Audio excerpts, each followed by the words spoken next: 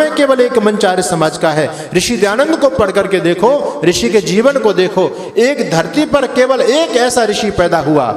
देखो भाई, बचपन से किताबों में पढ़ते आ रहे हैं कि ये महर्षि दयानंद बहुत बड़े महर्षि थे, बहुत बड़े ज्ञानी थे। लेकिन आज जब सतलोक का आश्रम भिवानी आया तो मेरी तो आंखें फटी की फटी रह गई। आपको बता दूं कि जब इसकी सत्या प्रकाश पढ़ी तो मैं तो अचंभित रह गया, और मैं आपको भी दिखाता। राम राम जी सारे भैया ना, एक बार सारे भाई या वीडियो देखियो, बड़ा कुछ खास होएगा इसमें। देखो सारे भाई, में केवल एक मंच आर्य समाज का है। ऋषि दयानंद को पढ़ करके देखो, ऋषि के जीवन को देखो।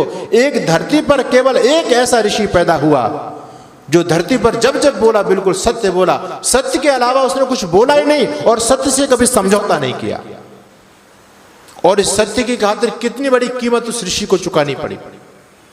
17 बार लोगों ने जहर पिलाया, लोगों ने बिस्तर ईंटें पत्थर फेंके, न जाने लोगों ने कितने कितने गंदे गंदे इल्जाम उस ऋषि पर नहीं लगाए, लेकिन ऋषि दयानंद बिल्कुल कभी सत्य से पीछे नहीं हटे।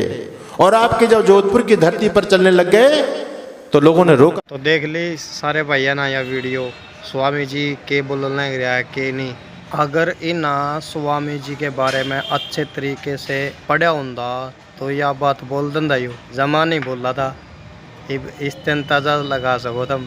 अगुस न पढ़ का देखो, स्वामी जी सरस्वती न पढ़ का देखो, यू कर का देखो।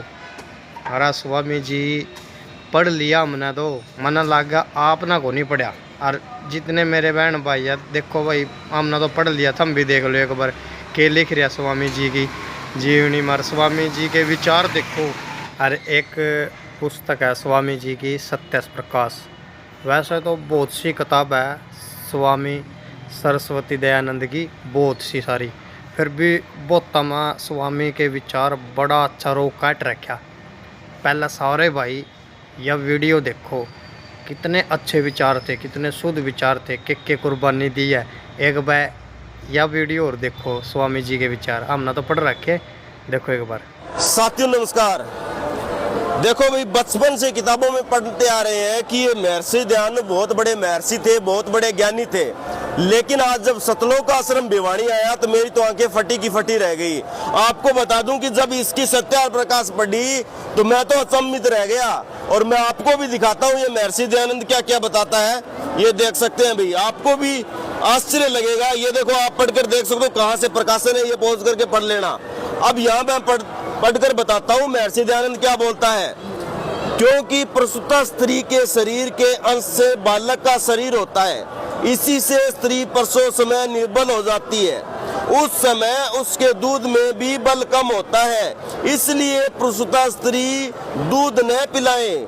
दूध रोकने के लिए स्तन के छिद्र पर उस औषधि का लेप करे जिससे दूध स्रावित न हो। ऐसे करने से द्वितीय महीने में पूर्णतः युवती हो जाती है।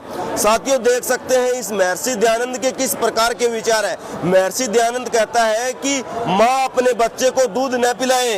अगर दूध पिलाएगी तो वो निर्बल हो जाएगी, बदसूरत हो जाएगी। अगर उसको युवती दिखना है तो उस छिद्र पर उस औषधि का लेप लगा ले जिससे वो दूध बंद हो जाए और बच्चे को दूध न पिलाए।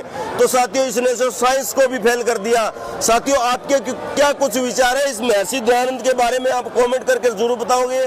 मेरे को तो एक नंबर का भंगेड़ी लगा। जय हिंद जय भारत। तो देख लिए स्वामी जी के विचार, कितने अच्छे विचार है, कितनी अच्छी कुर्बानी दे रखी, कितने शुद्ध विचार है स्वामी दयानंद सरस्वती के। ये जितने भी आर्य समाज है, जितने भी हैं, ये उसके चेले हैं जितने भी, इन्हें कभी आज तक उसकी पुस्तक या कोई भी जीवनी पढ़ कर को नहीं देखी। सिर्फ बकवास मारनी जाना हो और कुछ काम को नहीं ना, सारा दिन बकवास मारा। बताओ इब सारे भाइया ना मेरा लग गया होगा, इतने शुद्ध विचार वाला था यो। इब आप इस अंदाजा लगा सको कि स्वामी जी भी नशे में बोलिया करा था कि नहीं।